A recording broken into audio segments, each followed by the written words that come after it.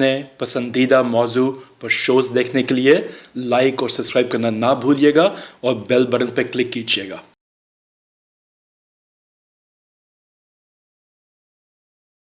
Central London में properties तो दूर की बात है, मेरी पाकिस्तान में भी कोई प्रॉपर्टी नहीं है।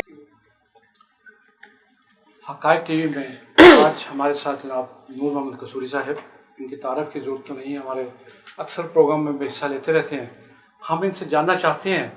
एक पंजाब की फूलन देवी के बारे में, जो ज़मीनों पे कब्ज़ा करना जानती है, जो टीवी पे आके एक बेहयाई के साथ, डिटाई के साथ, पूरी सफाई के साथ इस तरह झूठ बोलती है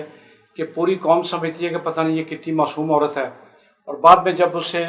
चीज़ें बरामद हो जाती हैं, जब वो उसके झूठ सामने आ जाते हैं लोगों के, तो फिर भी उसके चेहरे पे नदामत का कोई कतरा नहीं आता। कसूरी साहब, इस फूलन देवी का नाम है मरियम नवाज़, और ये अब एक नए केस में नैब में इसकी पेशी है 11 अगस्त को। आपके जो पास इसके बारे में इंफॉर्मेशन है कि इन्होंने शरीफ फैमिली, जिस तरह आप जानते हैं, जो सिंध के इलाके के क्या कहते हैं उसे, जहाँ डाकुओं के ज़खायर हैं, ख़ास तौर से कहते हैं कि इलाके का नाम है कच्चे के इलाके, ये पंजाब के इलाके के डकैत हैं। तो इन डकैत के बारे में कसूरी साहब बेहतर जानते हैं। जी कसूरी साहब, बताइए कि कहाँ कहाँ पंजाब जैसे मजलूम सूबे पे डाके मारे गए और उसका अंजाम आखिरकार क्या क्या होगा। बिस्मिल्लाहिर्रहमानिर्रहीम।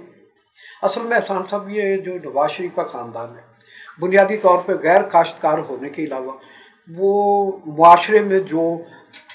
पैसा होने के बावजूद जो ये समझते थे कि हमें वो मुकाम नहीं मिला जो हमें मिलना चाहिए, जैसे कि मतलब है कि सब जागीरदार। तो आप मेरे भाई, मैं माफ़ी चाहता हूँ, बुरी बात है करनी, लेकिन ग्वालमटी के दुकानदारों से शादी करके अपने घर के अफराद की कौन सा मुकाम मिल गया इन्हें? इसीलिए ना, ये तो बता दें मुझे। पहले उन्होंने वो देखे ना आप, 85 से पहले शरीफ खानदान का कोई फर्द ना लाहौर चैम्बर का कभी ओहदेदार रहा है,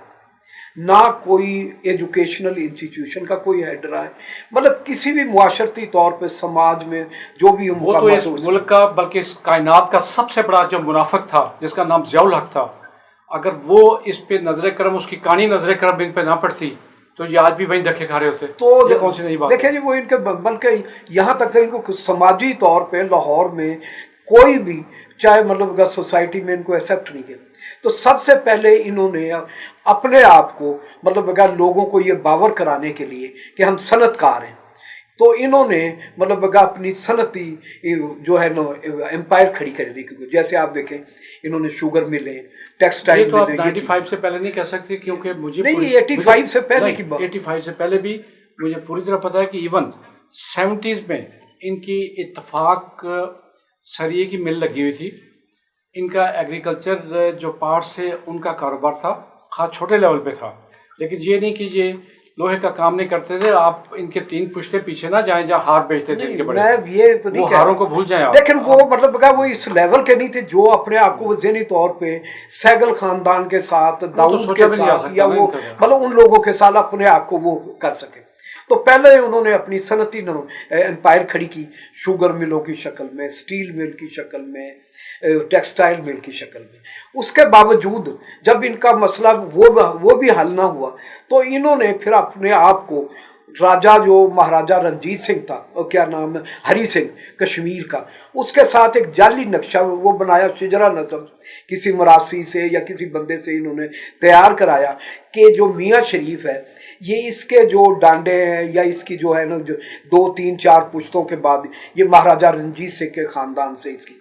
सिर्फ इसलिए लोगों को कि ये पुराने मतलब है कि कारोबारी तो है ही है। वो इंडिया में भी किताबें छप चुकी, पाकिस्तान में छप चुकी, तो ये सबको पता है कौन सा बंदा कौन से बाजार में किस तरह के हार बेचता था। देखिए, हमारा ये क्योंकि ज़हनी तौर तो ये बर्रे सगीर है, ये फ्यूडल मेंटालिटी का, इसमें समाज में देखा जाता है जो उसकी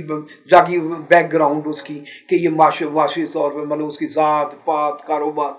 इस हवाले से इन्होंने सनती एम्पायर के बाद एग्रीकल्चर की तरफ, तो इन्होंने लोगों को ये बताने के लिए कि हम तो हिंदुस्तान में भी बहुत बड़ा कारोबार, इन्होंने लाहौर के करीब जो ये तहसील, जो अब आप कह सकते हैं, इसका पंजाब के जो इंडियन पंजाब के दौरे के दौरान वहाँ के चीफ मिनिस्टर का था, वो तो तूते अपना पुत्र है, शरीफ तोले का पुत्र है। तो शरीफ टिंडा वाले दा तो तोला का था सर, टिंड ये अपना एक कुएं में पानी जिंदा पानी निकाले उन्हें टिंड कहते हैं उन्होंने यार टिंडा दे वाले। अच्छा, वो उस बैकग्राउंड में उसने अपने आप को छुपाने के लिए फिर एग्रीकल्चर की तरफ, तो एग्रीकल्चर में इन्होंने ये किया जो जाति उमरा पहले चीफ मिनिस्टर बनने के साथ डिप्टी कमिश्नर को बुलाया और वो पूरे इलाके को इन्होंने एग्रीकल्चर जो है वो डिक्लेयर कराया कि यहाँ ना कोई तामीरात हो सकती है, ना कोई एजुकेशन इंस्टीट्यूशन कायम हो सकता है, ना फैक्ट्री कायम हो सकती है, ना कोई रिहायशी स्कीम हो सकती है। उसके बाद लोगों का भी हो गया ये असल में उसकी बैकग्राउंड ये थी ताकि उस ज़मीन की लोगों को कि अहमियत हो, समझ आ जाए कि इसकी कीमत कभी नहीं बढ़नी। फिर ये ज़मीनें इन्होंने औने पौने लोगों से खरीदी। आज जो वो ज़मीन है वहाँ एहसान साहब कम अज़ कम 10 लाख 15 लाख 20 लाख रुपए कनाल के हिसाब से वही ज़मीन जो नॉट कनाल आज वो 10-20 लाख पर मरला ये है। इन्होंने वहाँ जो हमारी बरादरी के लोग हैं उनसे जबरदस्ती, वो डाकू हैं जो सस्ती चीजों पे नहीं डाका डालते, इसीलिए ना उसके बाद इन्होंने वो जमीनें कोई पुलिस के जरिए रेवेन्यू डिपार्टमेंट किसी न किसी वहां तकरीबन 4000 एकड़ के करीब जमीन इकट्ठी की और उसमें अपना जाति उमरा बना। उसके बाद 2600 कनाल पे जाति उमरा है, नहीं वो सर 2600 एकड़ पर है वो। मैं पूरा ये कुल तकरीबन 120 मुरब्बा जमीन बनती है, तो इसलिए वो मैंने वो पूरे वो उसको मामलात को मतलब कई बंदों से मतलब है कि इसको इंक्वायरी कराई। अच्छा, उसमें इन्होंने ये किया कि उसको बाद जरी के बाद उसके बाद जब इनके पास वो सब कुछ इन्होंने जो शरीफ सिटी है उसमें गवर्नमेंट ऑफ पंजाब के जरिए उसको वो एक्वायर कराया कि जी हम तो ये चैरिटी इंस्टीट्यूशन ये बना रहे हैं, एजुकेशनल इंस्टीट्यूशन बना रहे हैं और औने पौने मतलब वो डीसी रेट पर वो खरीदी और कुछ लोगों को बराए नाम पैसे दे के इन्होंने। उसके बाद जब ये खरीदारी वगैरह मुकम्मल होगी तो रातों रात उसको एग्रीकल्चर से उसको रेजिडेंशियल में कन्वर्ट करा लिया। अब आए उसके बाद दूसरी फतवात, तो ये मरियम के अलावा उसके बाद जब इसके शोहर ने देखा कि ये अकेली खातून है जो यही कुछ कर रही है, तो उसने भावल नगर में